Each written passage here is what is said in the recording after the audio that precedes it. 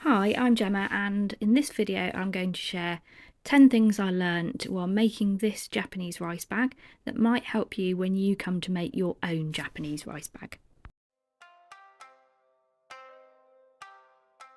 This fabric, which is this old sheeting fabric, linen, but quite thin, it moved about quite a bit as I was sewing it, so what I ended up doing is I ended up sewing through from the side of this fabric, rather because it never matched up. This one just moved too much, so I did it all from this side of this other fabric that was a little bit firmer, and that seemed to work okay.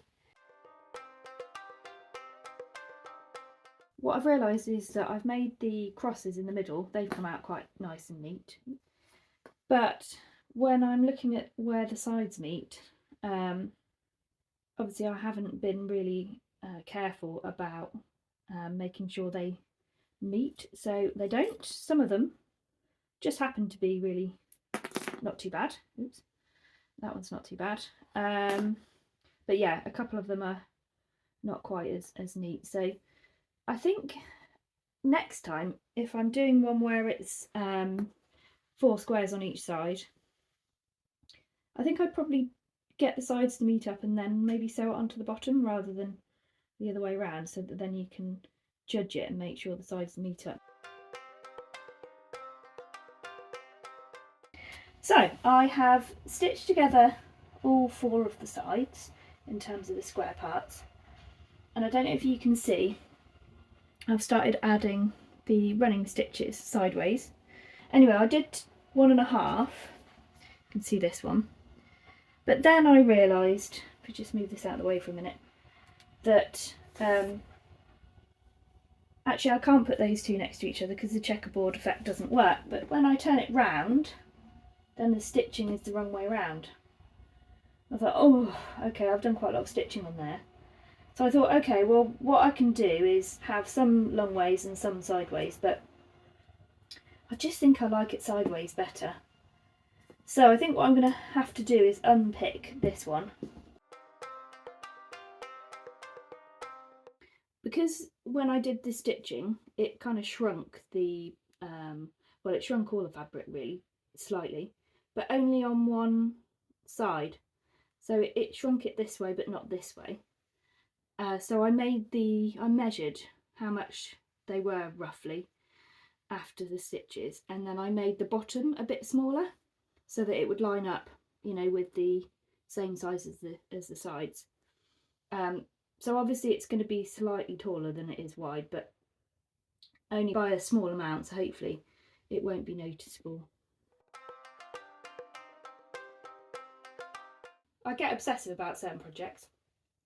So with this one, I did lots and lots of this stitching on my day off, and my neck was a bit sore, but I always forget that it's much worse the next day, and then I don't always twig that that's why my neck is worse.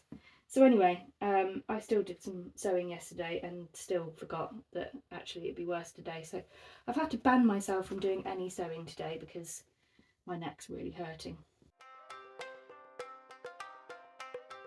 Lining seems to have quite a big gap in it, so I might need to re-sew the lining because it looks a bit dodgy.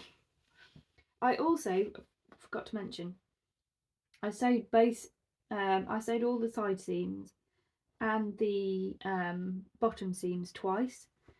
I used like a back stitch, and it just, like this, it seemed to be they were sort of coming away, not very strong. So yeah, I think I might do that with these as well because you don't want your lining to come undone. So I think definitely what I would do next time is use a sewing machine to stitch the seams. Obviously do the hand stitching by hand, but use a sewing machine, and it would also be a lot quicker.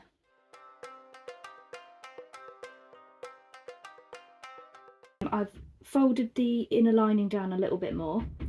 I've done running stitch around the edge, but there are some areas where it hasn't caught very well. You can see here there's a bit of a lip, and actually where some of the seam allowance is a bit small, it's not really enough. So I've started doing ladder stitch around the top as well, just to add extra strength and kind of cover these sort of areas where it's going to come undone if I don't, basically. So I definitely need to try and do better seam allowance with the next one. And I've done the cord. So basically what I did is I got some more of this bedsheet fabric and I tore it into strips, and then I dyed the strips using rust. And I think partly because it's linen and partly because it's quite frayed, the actual cord came out quite rough and quite uneven.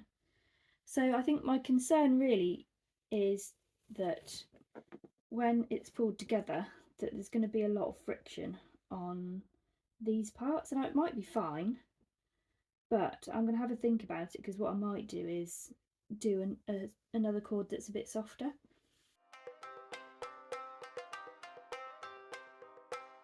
I do really like it. I think it's not as firm as some of the other ones that I've seen, so that's something I would probably consider in the future. And finally, I love the look of these gently quilted bags, and I definitely want to have a go at making another one.